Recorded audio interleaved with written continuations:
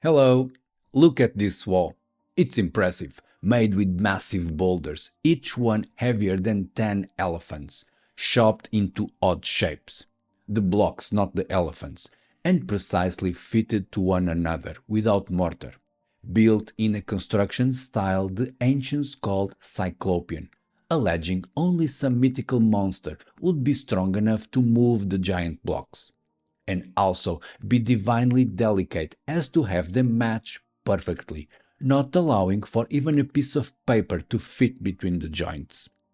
However, this wall here, despite having all the Cyclopean characteristics, is not attributed to some out of this world metaphysical entity, because those stones were supporting something that rivals the wishes of the gods, the will of the people.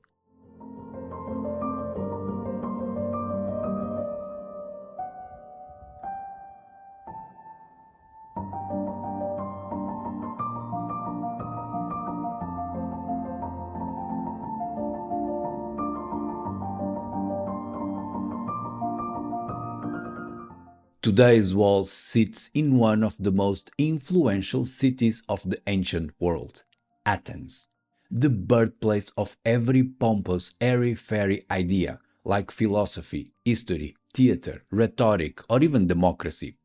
This pie-in-the-sky legacy of Athens is popular, and thus people flock from all over the world to look at the ultimate ivory tower, the Acropolis.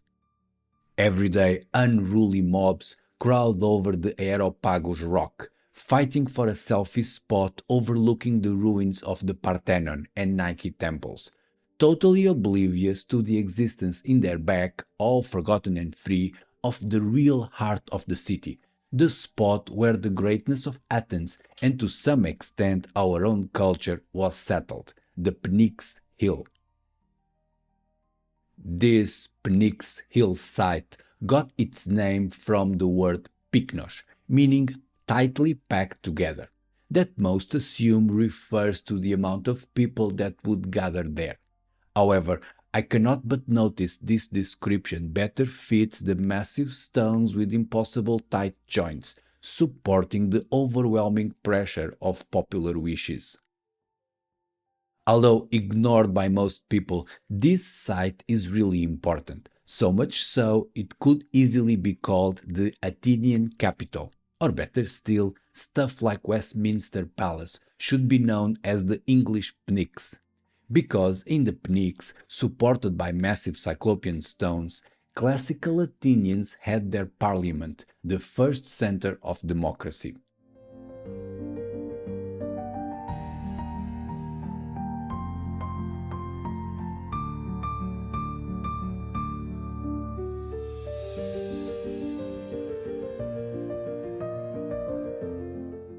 During classical times, and at the height of the city's power, Athens stood out for its regime, unique at the time, whereas citizens would argue for their ideas in an embankment supported by a massive Cyclopean wall, facing a pedestal carved on the bedrock, in a type of natural brutalist construction reminiscent of older times. It is not only in the Pnyx Hill, all around Athens and always forgotten by tourists, one can find at the base of the most important monuments some odd pieces of stone fitted in strange ways, Cyclopean walls. In the Agora, that's like the strip mall, layer upon layer of grand buildings or temples were built on top of some barely noticeable Cyclopean traces, notably out of alignment with the rest, proposing a much older age. In Keramikos, that's the funerary center, we can see a complete timeline of burial practices, heavily documented by bones and pottery, plus an anachronistic stretch of polygonal wall, defying proper dating and purpose. In the outskirts, among the sad company of a landfill and a deposit for old buses, there's the Dama Wall, a mysterious stretch of rustic Cyclopean work that also cannot be convincingly dated. Most importantly, scattered at the base of the Acropolis itself, Some odd-shaped stones echo the memories of an older time, when some crazy people decided to flatten out a dry, defenseless block of rock to serve as a smooth landing pad.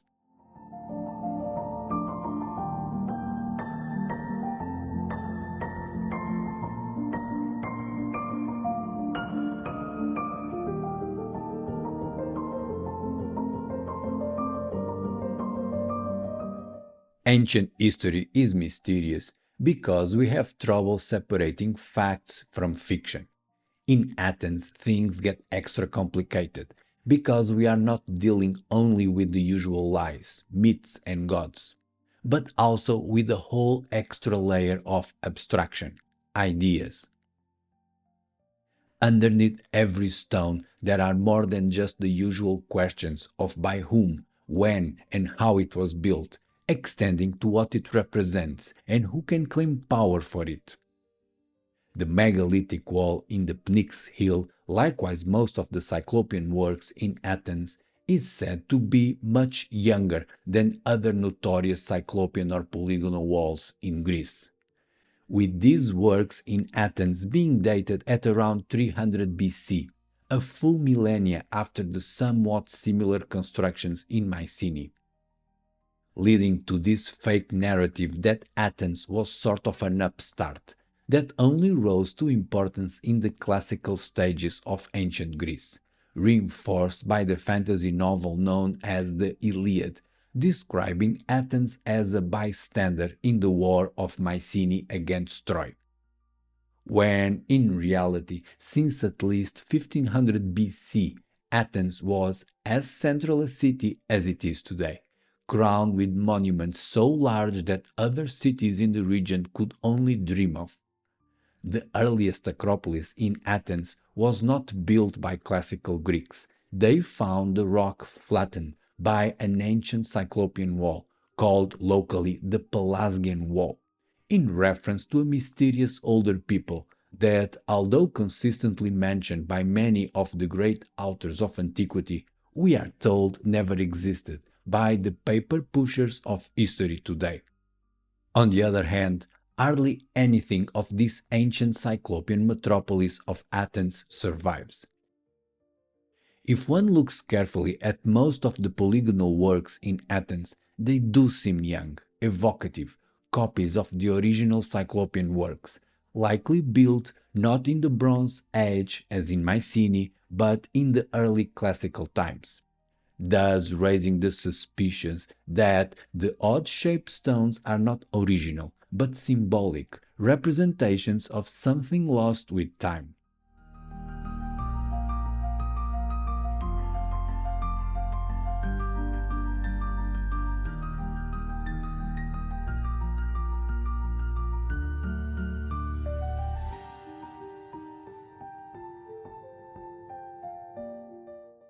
Although the mainstream dogma says Cyclopean walls are just a random style of construction that appeared out of nowhere, got fashionable for a period, and then disappeared for no reason either, there's this theory proposing that people building those puzzles of odd-shaped stones were related, as in a culture, or better said, a family of cultures, spreading out all over the Mediterranean coast, from Portugal to Armenia.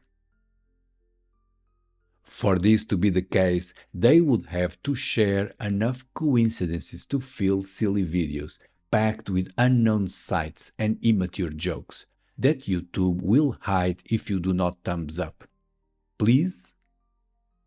These coincidences, echoing across the various Cyclopean cultures, range from a lost family of languages to some creepy burial practices, or to the towers, political towers, not the ivory type but stone ones.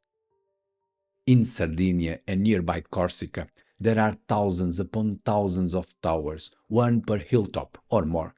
These constructions, called nuragis, are the hallmark of a type of society organized around a village and not of a ruler. In the south of Spain, the Iberos would build some large tables or pedestals that likewise would not be practical to anything we can think of, except for making regular people feel special. In Greece, the smaller Cyclopean builders scattered in the landscape also tell a tale of local pride and not imperial control. In northern Italy, tucked in the Alps, one valley is dotted with some strange structures, built very early in the Bronze Age, with a rough Cyclopean style. Or even as far as in the Armenian plateau, the pattern also repeats, with many of those same structures of unclear use but clear pride. Despite all these sites with Cyclopean towers not being popular these days with tourists, they were important for the masses in the past. The style of construction required the cooperation of entire villages, committed to slowly building stone puzzles, polishing one stone at a time. Plus, the way they treated dead bodies with communal reburial sites lacking social stratification talks about the democratic ideal in practice, or, more to the point, a tribal culture, whereas individuals are mostly equal and combine to build something for the benefit of everybody, and not for the few.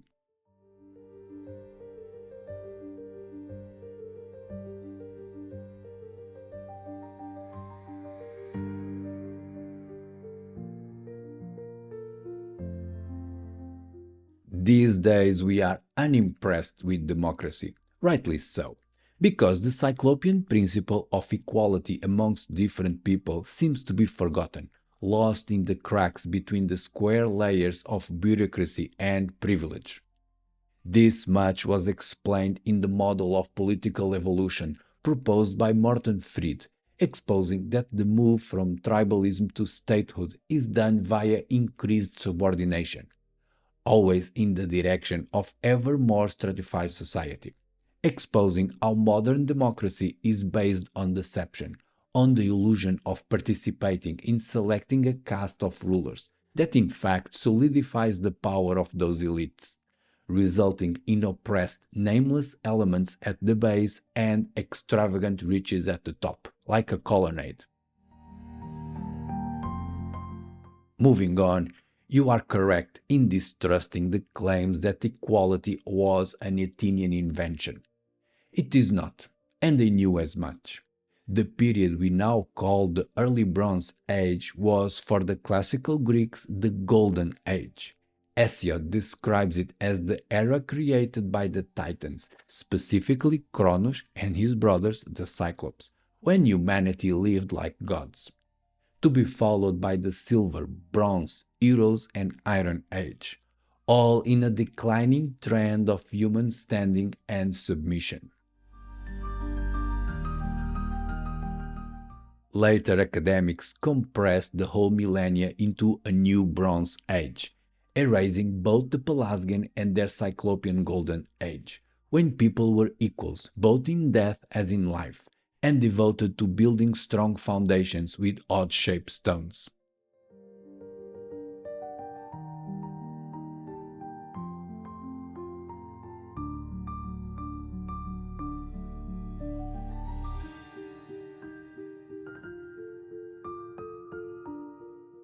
Confused yet?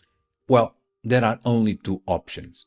One is that the massive Pnyx wall is older, built during the Golden Age by the original Cyclops or Pelasgian, the same people that had built the now lost Acropolis. The other is that the Athenian Parliament wall was in fact built later, around the 4th century BC, to support the new ideal of democracy. Judging by the evidence, as in the cut marks in the stone blocks and the pottery in the landfill, this second one is likely the case, meaning the classical Athenians, in the process of building the foundations for their regime, recuperated a type of stone construction that had been out of fashion for a while. Now, the Athenians could have carved the speaker's podium from the bedrock and supported the parliament floor on top of a retro-styled polygonal wall, unaware of the Cyclopean origins of all those ideas. But It is a big but, and I like it. I cannot lie. You other brothers cannot deny. I think they knew. I think the Pnyx was built in the old Cyclopean style on purpose, recognizing the true origin of those grand ideals.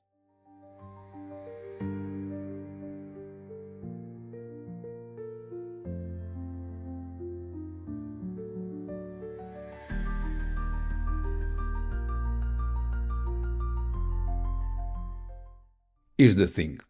Cyclopean walls got their strength from unity amongst equals. Each stone is unique, even odd, but all combined to achieve unmatched power, just like we expect and often do not get from democracy. An idea Athens built on the shoulders of giants, or more precisely, Cyclops, who, since the early Bronze Age, or as the classical Greeks would call it, the Golden Age, had mastered power from equals. And not only on land, even. If Athens was the dominant naval power of its day, was also copying the Cyclopean thalassocracy, as we'll see next.